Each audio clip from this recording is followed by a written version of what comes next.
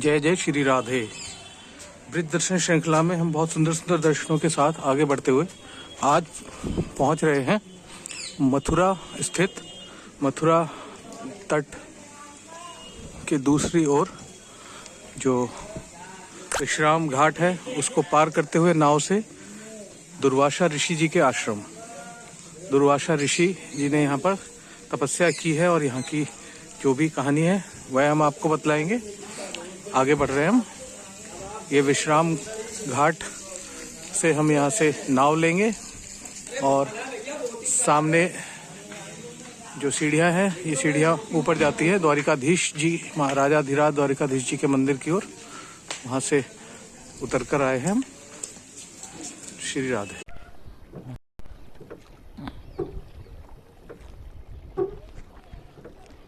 दुर्वासा ऋषि आश्रम जो कि मथुरा में यमुना नदी के तट पर स्थित है।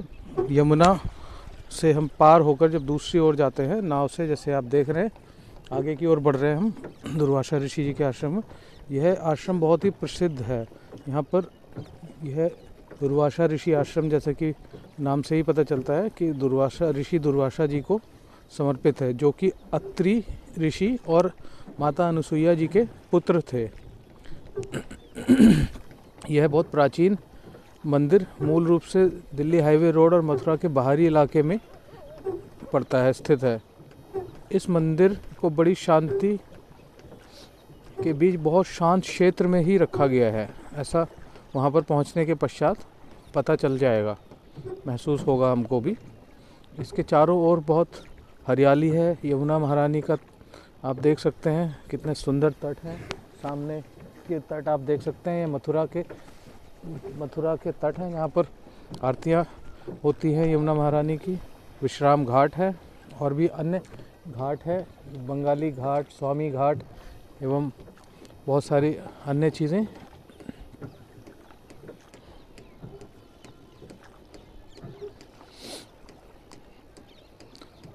दुर्वासा ऋषि के इस बहुत प्रसिद्ध आश्रम को गादी बाबा आश्रम के नाम से भी जाना जाता है। ऋषि दुर्वासा ने द्वादशी पर यमुना नदी को पार किया और सीधे मथुरा में अमसरिया महाराजा के महल में गए। उसी समय जब राजा अपना एकादशी व्रत तोड़ने वाले थे। यह आश्रम बसंत पंचमी को बहुत ही अनोखे अंदाज में सजाया जाता है और बसंत पंचमी बहुत अच्छी तरह से मनाई जाती है। दुर्वासा के आश्रम में पुराने दिनों के दौरान कई शिष्य उनके अधीन अध्ययन भी किया करते हैं, क्योंकि वे उन सब छात्रों के शिक्षक हुआ करते थे।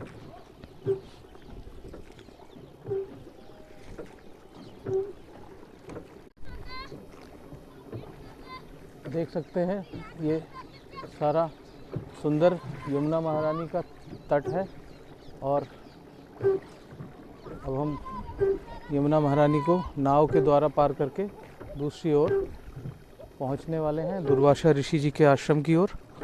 वहां चलकर हम आपको दर्शन कराएंगे एवं ऋषि दुर्वासा जी के विषय में और भी कुछ बातें ज़रूर बतलाएंगे। बने रहिए हमारे साथ, देखते रहिए और इस चैनल को सब्सक्राइब करिए, शेयर कीजिए। श्री राधे। जय जय श्री राधे। यमुना महारानी के सुंदर रमणीक सामने तट पर आप देख सकते हैं दूसरी ओर मथुरा नगरी, और यह सामने कंस किला और कंस टीला बोला जाता है इसको। आगे हम बढ़ रहे हैं ऋषि दुर्वासा जी के आश्रम की ओर। यहाँ से लगभग कुछ मीटर पैदल चलने के पश्चात हम उनके मंदिर में पहुँचेंगे। एक मंदिर ये यहाँ पर और भी बनाया हुआ है, किंतु जो मुख्य मंदिर है वह थोड़ा आगे है। यहाँ पर यह देख सकते हैं श्री कालिंदी कृष्ण मिलन दुर्वासा ऋषि गौ सेवा संस्थान, यमुना जी और शनिदेव जी का मंदिर है। यमुना जी श्री धर्मराज जी की बहन थी। यहाँ भाई बहन मिलन मंदिर और श्री दुर्वासा ऋषि तपोस्थली व भोजन स्थली बतलाई गई है, ऐसा यहाँ पर देख सकते हैं। आइए पहले यहाँ दर्शन करेंगे, उसके पश्चात आगे मंदिर की ओर चलेंगे। यह जैसा कि देख सकते हैं बहुत ही सुंदर, बिल्कुल यमुना जी के तट पर स्थित है। जय जय श्री राधे, जय जय श्री राधे, जय जय श्री राधे, जय जय श्री राधे की जय। श्री कालिंदी कृष्ण मंदिर।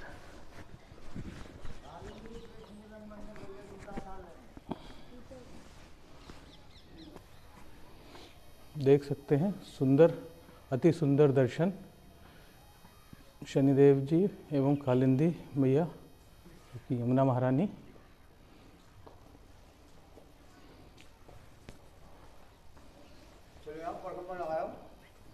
सुंदर दर्शन।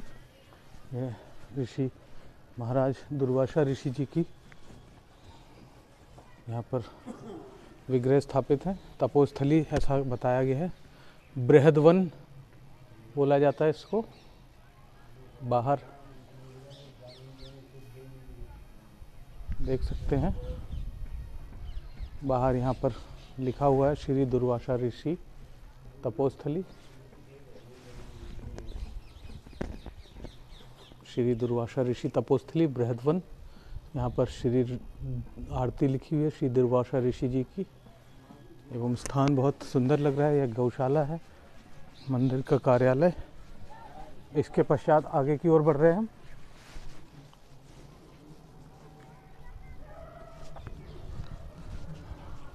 मुख्य मंदिर की ओर बढ़ते हुए। जय जय श्री राधे। सुंदर हमने यमुना महारानी तथा शनिदेव जी के दर्शन किए। भाई बहन अब इस तरह से यहाँ से आगे बढ़ते हुए एक यहाँ पर छोटा सा गांव आता है और गांव के मध्य ही यह बड़ा विशाल दुर्वासा ऋषि जी का आश्रम एवं मंदिर स्थित है। आइए उसकी ओर बढ़ते हैं। राधे राधे, राधे राधे। यह ब्रिज भूमि को प्रणाम करते हुए आगे की ओर बढ़ रहे हैं।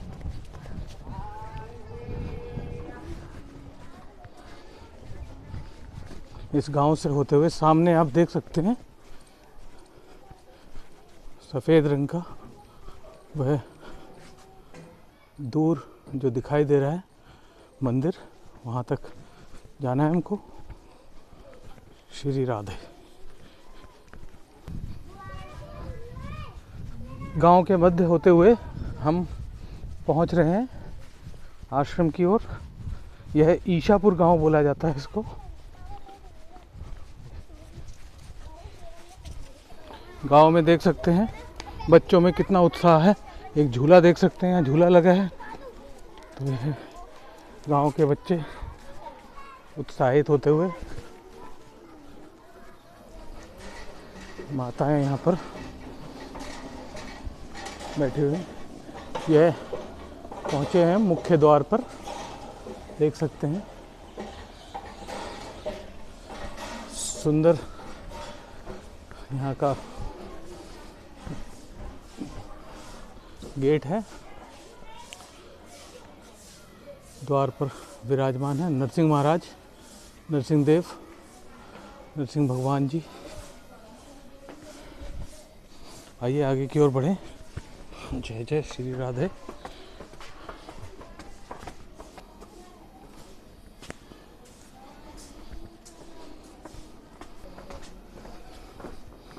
यहाँ पर कोरोना के चलते हुए अभी मंदिर को बंद रखा गया है।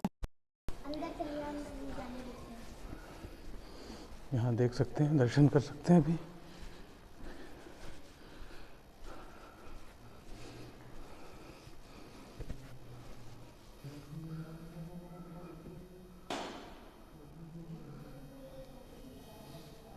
मुख्य द्वार प्रिकॉशन लेने की वजह से, सावधानियों की वजह से कोरोना काल की कुछ नियमों के पालन हेतु थोड़ी सावधानियां रखी गई हैं।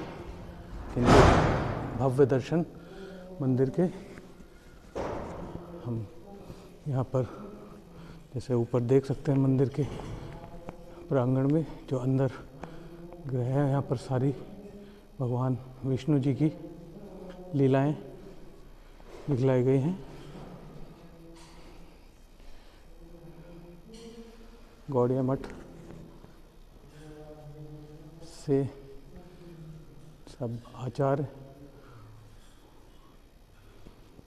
देख सकते हैं। स्वामी प्रभुपाद जी, हमारे परम गुरुदेव भक्ति वेदांत स्वामी श्री नारायण गोस्वामी महाराज जी,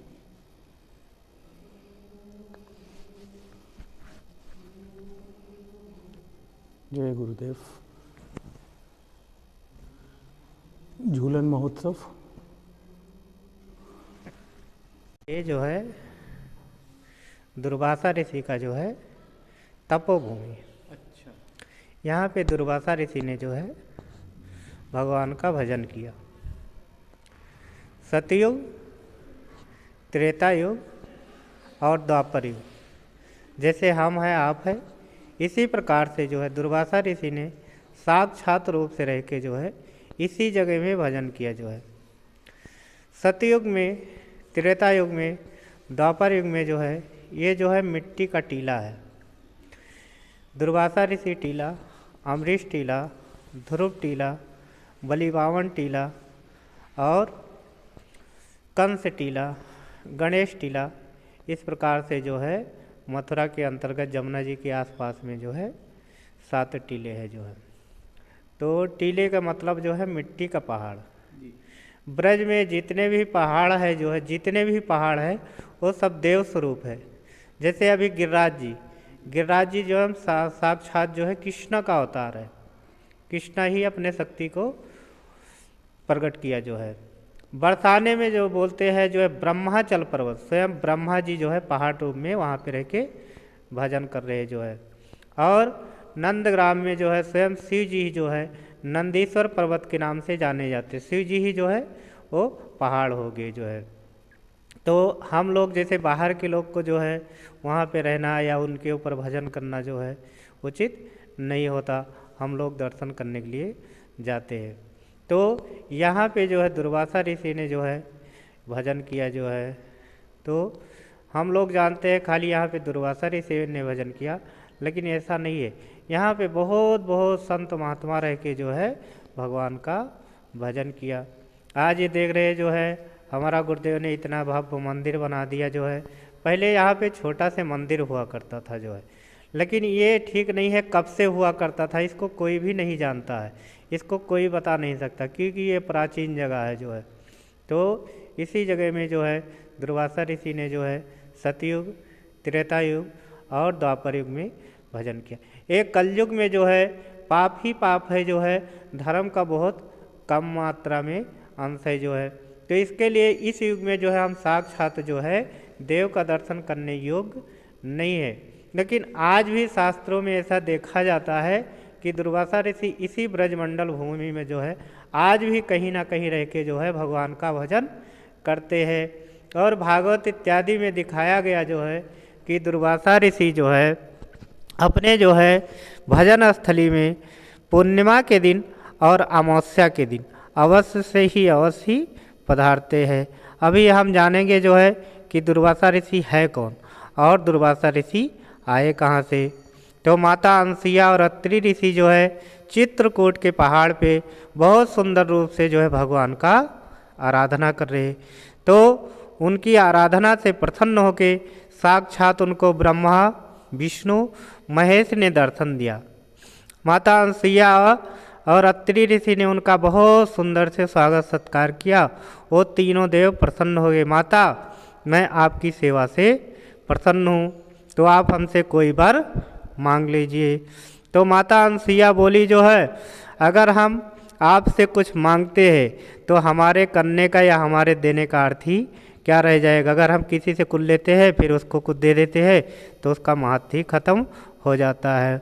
तो बार बार जब अनुरोध करने पे माता अंसिया ने व्यक्त किया जो है अपनी इच्छा जाहिर की कि आपके समान ही हमारे पुत्र हो जो है। तो अब तो तीनों देव जो है अचंभे में पड़ गए कि उनके समान तो कोई संसार में है ही नहीं, उनसे बढ़ के तो बात ही नहीं है जो है। तथास्तु कह के तीनों देव अपने अपने लोक को प्रस्थान किया। थोड़े समय बाद भगवान विष्णु ने नारद जी को स्मरण किया। नारद जी आगे, प्रभु क्या आदेश है? तो भगवान विष्णु ने उनको आदेश दिया, जाओ तुम मृत्यु लोक में थोड़ा घूम के आओ। जो है देखो हमारे भक्त लोग जो है कैसे है, वो अच्छे से रह रहे हैं। तो घूमते घूमते सब जगह मथुरा, अयोध्या, द्वारका इत्यादि घूमते घूमते कहाँ पहुँच गए नारद जी? चित्रकूट में। चित्रकूट में बहुत सुंदर से माता अंसुईया ने उनका सेवा सत्कार दिया। नारद जी प्रसन्न होके बोले, माता प्रभु ने हमको भेजा है, आपको वर दिया है, वो अभी पूर्ति होने का समय आ गया है। इतना बोल के लक्ष्मी देवी के पास पहुंच गए नारद जी। नारद जी जाके वहाँ पे बोलते हैं, आज मैं मृत्युलोक में गया था तो वहाँ पे ऐसा आश्चर्य देखा जो है कि हमको देवलोक में भी दिखाई नहीं देता है। अब माता लक्ष्मी ने उनसे प्रश्न किया जो है कि आपने ऐसा क्या देखा जो है मृत्युलोक में जो आपको देवलोक में नहीं दिखाई देता है? तो नारद जी उनको बतलाए जो है, जो माता अंसुईया है वो पतिव्रता नारी है, वो अपने पति को ही भगवान मान के, सर्वस्व मान के उनकी सेवा करती है। माता अंसुईया की इच्छा करने मात्र से ही रसोई बन जाती है। माता अंसुईया जो वस्त्र पहनती है, जैसे हम लोग का जो है सरफ इत्यादि लगाने के लिए होता है, तो माता अंसुईया को सरफ इत्यादि नहीं लगाना पड़ता। माता अंसुईया के वस्त्र जो है सब समय जो है न्यू बने रहते हैं, नए से बने रहते हैं। तो इस जो है आगे बढ़ गए जो है। इसी प्रकार उमा के पास, सरस्वती देवी के पास जाके जो है यही बात बोला। अब तो तीनों पत्नियां जो है अपने अपने पतियों से अनुरोध करने लगी, प्रभु आप जो है मृत्युलोक में जाइए और माता अंसुईया के कठिन से कठिन परीक्षा लीजिए, जिसमें वो उत्तीर्ण ना हो सके, जिसमें वो पास ना हो सके। तीनों देव अपने अपने पत्नियों को समझा रहे हैं, हमें माता अंसुईया की परीक्षा नहीं लेना चाहिए।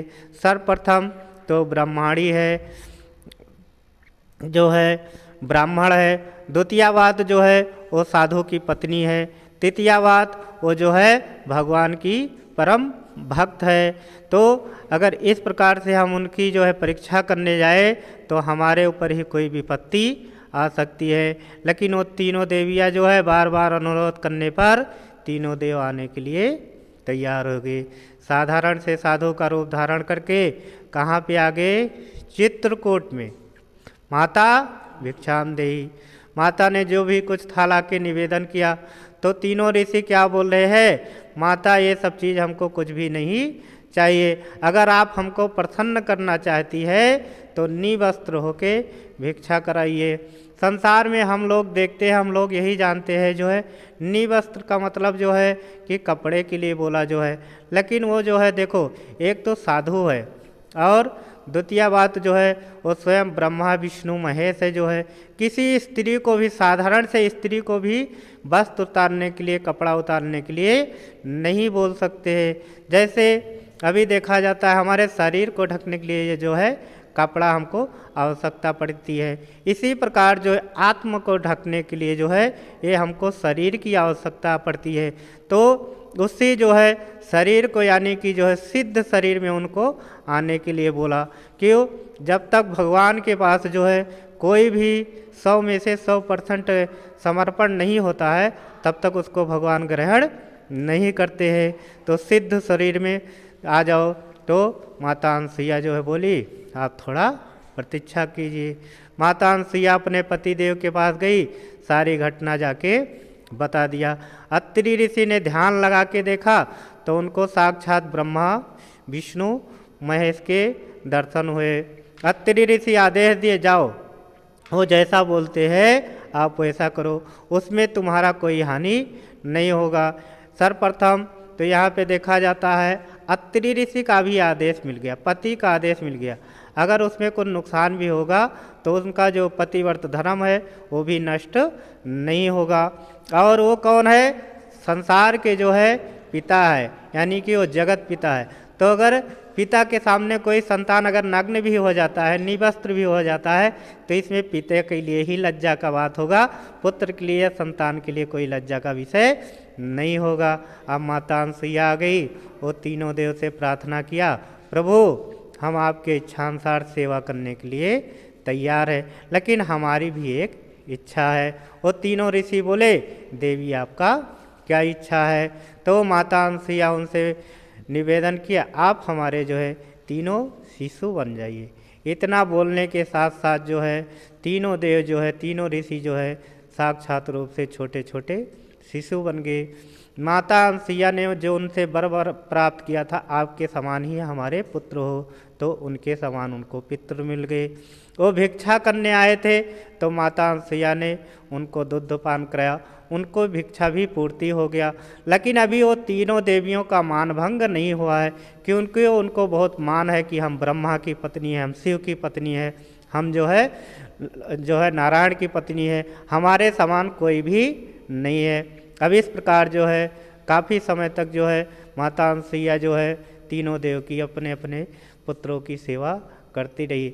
अब जो है वो तो कोई संसार जो है साधारण जो है पुत्र नहीं है, वो तो जगत के मालिक है।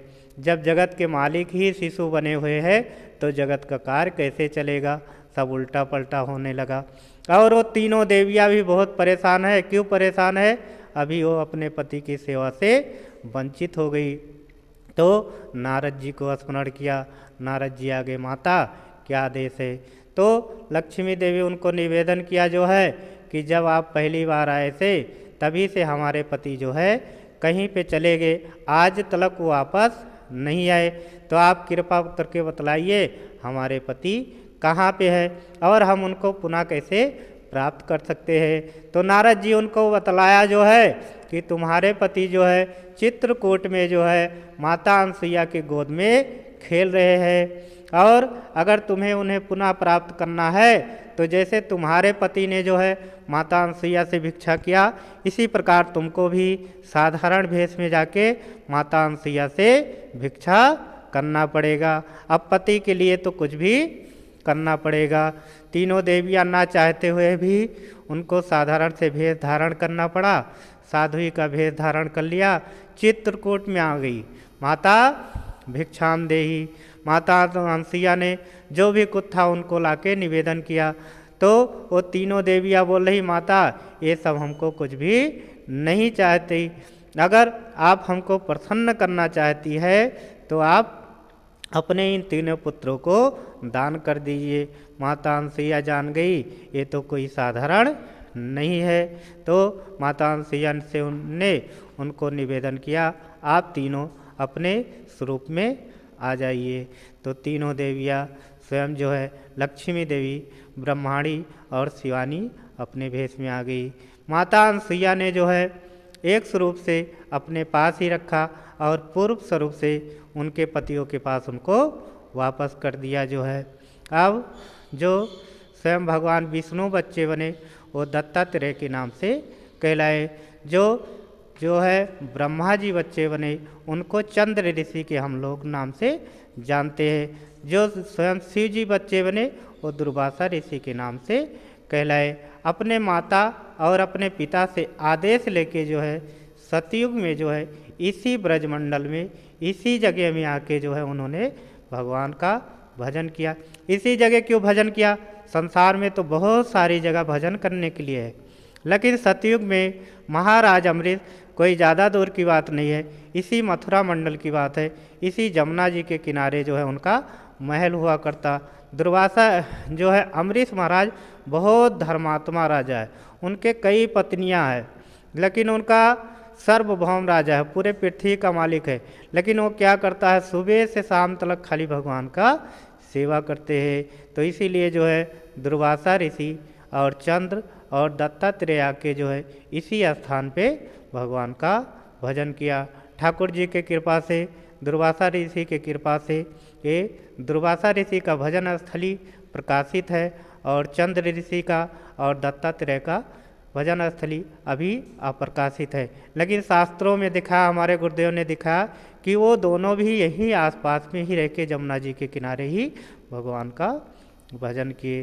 तो इस प्रकार से दुर्वासा ऋषि का बहुत सारे महात्मा है, बहुत सारे महात्मा है।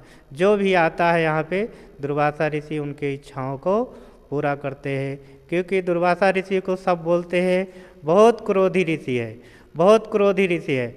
लेकिन संसार में ऐसा कोई भी नहीं बोल सकता है कि दुर्वासा ऋषि ने या और किसी साधु महात्मा ने किसी के ऊपर अगर गुस्सा किया हो तो उसका अमंगल हुआ हो, बस कि उनका मंगल ही हुआ है। वो डायरेक्ट कहाँ पे पहुँच जाता है? भगवान के पास में पहुँच जाता है। तो दुर्वासा ऋषि बिल्कुल भी क्रोधी नहीं है। जय श्री राधे राधे। अभी जो है ये पूरे महीने जो है माघ महीने जो है दुर्वासा ऋषि का बहुत महत्व होता है, और पूरे ब्रज 84 कोस से लोग जो है बाहर से भी लोग आते हैं जो है, लेकिन जो है ब्रज 84 कोस का तो एक महीने पूरे माघ महीने आते ही आते। ज़्यादा करके जो है अमावस्या से चालू हो जाता है, फिर जो है पूरा पूर्णिमा तक जो है मेला चलते ही रहता है। वृंदावन से सारे ब्रज से जो है लाखों लाखों गोपियाँ जो है वो बसंत पंचमी वाले दिन ही जो है दुर्वासा ऋषि को भोजन कराने के लिए आ रही है। अभी उस टाइम जो है कोई बाढ़ इत्यादि का संभावना नहीं होता, लेकिन वो टाइम की बात है द्वापर युग की जो है, तो जमुना जी में जो है वो टाइम में जो है फरवरी मास में भी जमुना जी में बहुत ज़ोर से बाढ़ आया हुआ है। अब वो लोग चिंतित है हम जमुना जी को कैसे पार करेंगी, दुर्वासा ऋषि को कैसे भोजन कराएंगी और अपने घर को वापस कैसे जाएंगी, क्योंकि वो टाइम इतना नौका इत्यादि का व्यवस्था नहीं होता था, और लाखों लाखों गोपियाँ होती अगर नाव से आएंगी तो उनका बहुत समय जो है उसमें ही चले जाएगा। इस प्रकार से वो चिंता करते करते जो है साक्षात उनको जो है कृष्ण के दर्शन हुए। कृष्ण वहाँ पे प्रकाशित हो गए। कृष्ण ने उनसे प्रश्न किया, गोपियों तुम कहाँ जा रही हो? तो गोपियों ने उत्तर दिया, तुम्हारे गुरु जो दुर्वासा ऋषि है हम लोग जो है उनको भोजन कराने के लिए जा रही हैं, लेकिन जाएं तो कैसे जाएं? तो भगवान श्री कृष्ण बोले जो है जाओ तुम जमुना जी से प्रार्थना करना। अगर कृष्ण बाल ब्रह्मचारी है, कभी उन्होंने जो है स्वप्न में भी स्त्री दर्शन नहीं किया है, तो उसके प्रभाव से हमको रास्ता दे दो।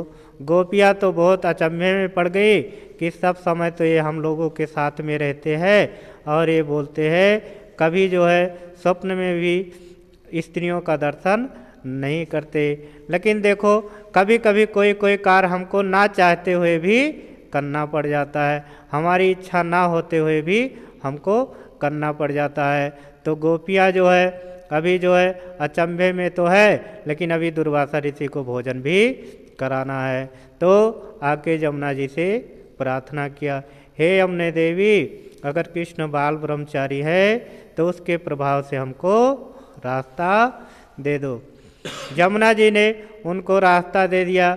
जमुना जी को पार करते हुए हम लोग को नौका इत्यादि का सहारा लेना पड़ता है, और वो टाइम इतना पानी होते हुए भी जो है गोपियाँ जो है बिना नौका इत्यादि के जो है जमुना जी पार करके चल के आ गई।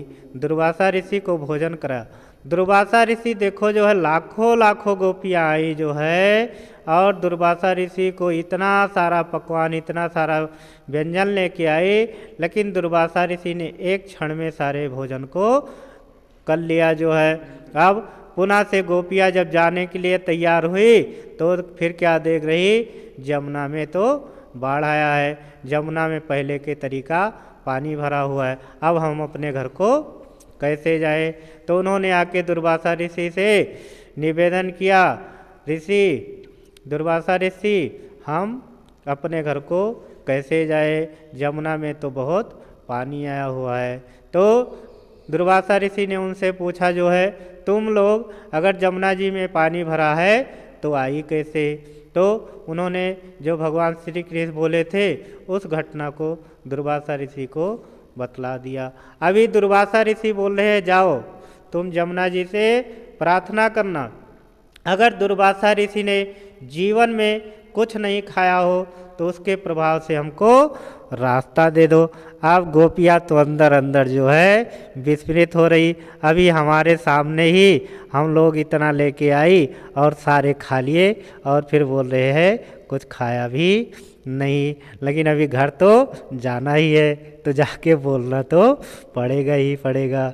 अब जाके सारी गोपियाँ जो है जमुना जी से प्रार्थना किया, हे यमुने देवी, अगर दुर्वासा ऋषि ने जीवन में कुछ नहीं खाया हो तो उसके प्रभाव से हमको रास्ता दे दो।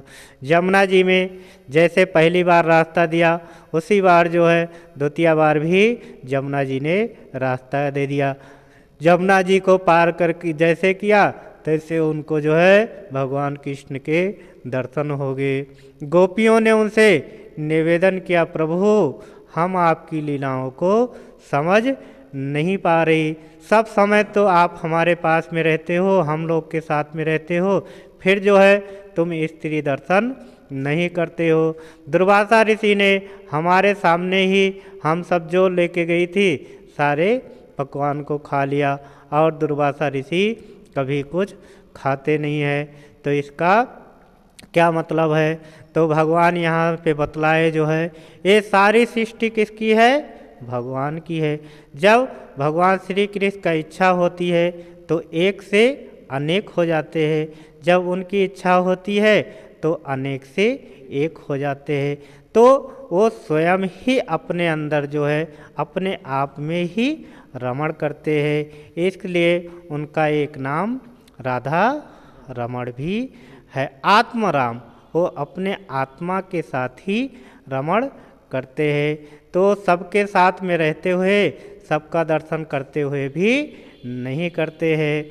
और दुर्वासा ऋषि जो है कभी जो है हम लोग के तरीका दाल है, चावल है, रोटी है, ऐसा वो भोजन नहीं करते। जो भी कुछ करते हैं संत महात्मा जो भी करते हैं वो भगवान को निवेदन करके ही करते हैं, क्योंकि आत्म रूप से भगवान सभी के अंदर में वास करते हैं। तो जब उनको जो है वो निवेदन कर दिया, भगवान को निवेदन कर दिया, तो अभी क्या बन गया? वो प्रसाद बन गया जो है, तो वो भगवान को निवेदन कर दिया। इसके लिए दुर्वासा ऋषि सब कुछ खा के भी कुछ नहीं खाते। तो ये बसंत पंचमी के दिन ही, आज के दिन भी देखा जाता है 25 से 20 हजार लोग जो है आज भी जो है बसंत पंचमी के दिन एक दिन में आ जाते। सुबह 10 बजे से चालू होता है, शाम को 4 बजे तक आप जितने भी रास्ते हैं खाली आपको लोग ही लोग दिखाई देंगे। दुर्वासा ऋषि का दर्शन करने हमको जाना है। किसी के हाथ में फूल होता है तो किसी के हाथ में फल होता है, तो कोई जल लेके ही आ जाता है। आज भी देखा जाता है ये घटना सतयुग से, त्रेता युग से, द्वापर युग से हम लोग जैसे समय घटते घटते चला गया उसी प्रकार जो है लोग भी घटते घटते घट रहे हैं। लेकिन आज भी हम देख सकते हैं 20 से 25 हजार लोग एक दिन में आ जाते हैं। जय श्री राधे राधे। हमने यहाँ पर जो पुजारी जी हैं सेवा में, प्रभु जी, उनके मुख से बहुत विस्तार से दुर्वासा ऋषि जी के विषय में जाना। अभी हम यह मंदिर की परिक्रमा कर रहे हैं। यहाँ पर आप देख सकते हैं भगवान विष्णु के सारे अवतारों को यहाँ पर चित्रित किया गया है। वामन अवतार, परशुराम जी, श्री रामचंद्र जी, हलधर भगवान,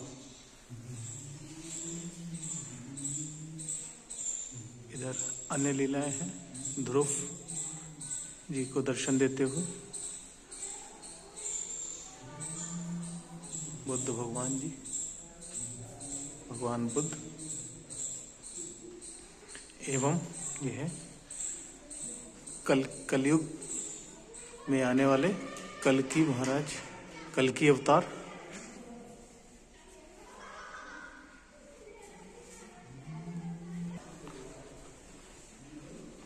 सुंदर एवं बहुत महत्वपूर्ण जानकारी प्राप्त करने के पश्चात आगे बढ़ रहे हैं हम। देख सकते हैं कि यह मंदिर काफी ऊंचाई पर है, जैसा कि हम सीढ़ियां चढ़कर ऊपर आए हैं टीले पर। यह ऊंचे टीले पर स्थित है और यहाँ से नीचे गांव बसा हुआ है। यहाँ पर साधु और सेवा करने वाले जो हैं वे लोग रहते हैं, उनके कमरे हैं, रहने की स्थान है।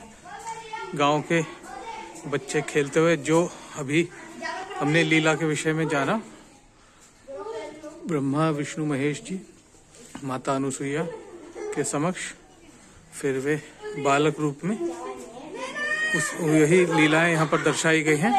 तत्पश्चात यह तीनों माताएं अपने पतियों को मांगते हुए भिक्षा, यह दुर्वासा ऋषि जी का स्वरूप। जय हो भोलेनाथ।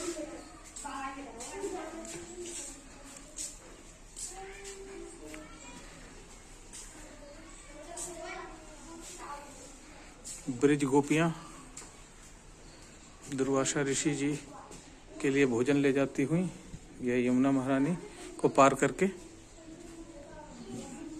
गोपियों द्वारा ऋषि दुर्वासा जी को भोजन प्रदान करते हुए, यह कोई उनकी अन्य लीला है। देख सकते हैं मंदिर इस प्रकार काफी ऊंचाई पर स्थित है।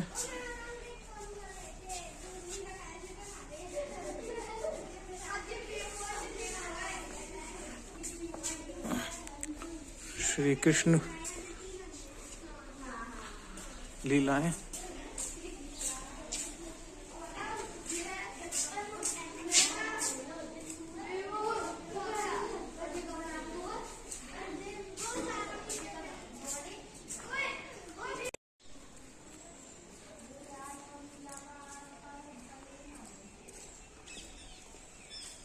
अद्भुत दर्शन, महत्व, कथा जानकारी प्राप्त करने के पश्चात हम लोग आगे बढ़ रहे हैं। मंदिर के बाहर मंदिर के दर्शन के पश्चात आगे चल रहे हैं हम लोग, बढ़ रहे हैं हम लोग। मंदिर से आगे जो दुर्वासा ऋषि मंदिर की गौशाला है, जो गौड़िया मठ द्वारा, गुरुजी द्वारा ये सब निर्माण कराया गया है मंदिर का एवं सुंदर गौशाला का। देख सकते हैं ये सामने दुर्वासा ऋषि मंदिर, या इसको बोले मठ, और वहाँ से होते हुए हम गांव से यहाँ पहुँचे हैं। सामने यह गौशाला है एवं यहाँ पर रहने की स्थान बनाए जा रहे हैं, क्योंकि मठ का कार्य प्रगति पर चल रहा है जो मथुरा में है।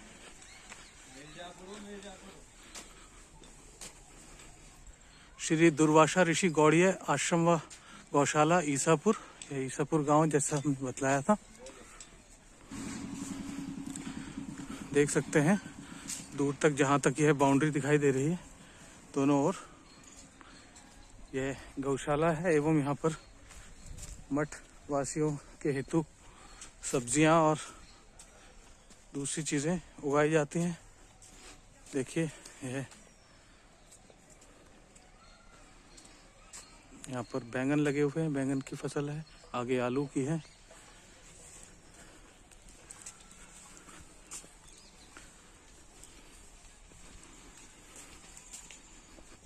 श्री गिरधारी गौड़िया मठ, गोवर्धन, मथुरा मठ एवं अन्य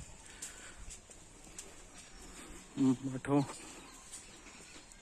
की है एकमात्र गौशाला। सुंदर सुंदर यहाँ पर गौ माताएं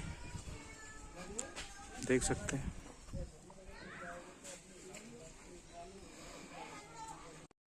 यहाँ पर देख सकते हैं ये अभी नवनिर्माण कार्य चल रहा है, क्योंकि मठ का जो निर्माण है वहाँ काफ़ी समय लगने वाला है। तो जो रुकने के लिए, ठहरने के लिए जो लोग यहाँ पर काम करने वाले हैं उनके लिए यह व्यवस्थाएं बनाई जा रही हैं यहाँ पर, और बाद में ये सब बनी हुई व्यवस्थाएं अन्य लोगों के लिए, साधुओं के लिए, संतों के लिए काम आएंगी। ये हम गौ माताओं के बीच सुंदर दृश्य।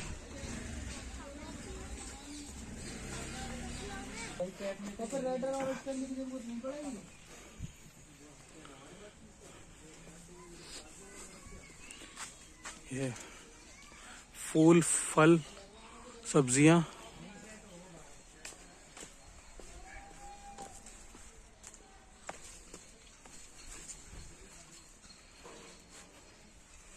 दूर तक फैला हुआ है। गौशाला,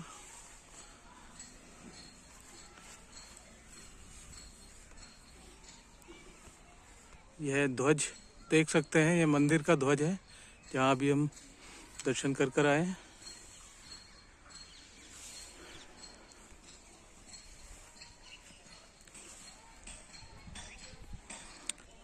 हरे कृष्णा कृष्ण कृष्ण हरे हरे, हरे राम राम राम हरे हरे। हरि बोल, जय जय श्री राधे। देखते रहिए और अगले वीडियो के इंतज़ार कीजिए, बने रहिए। मिलते हैं हम आपके साथ अपने प्रियदर्शन श्रृंखला के अगले वीडियो पर, अगले दर्शनों पर। जय जय श्री राधे।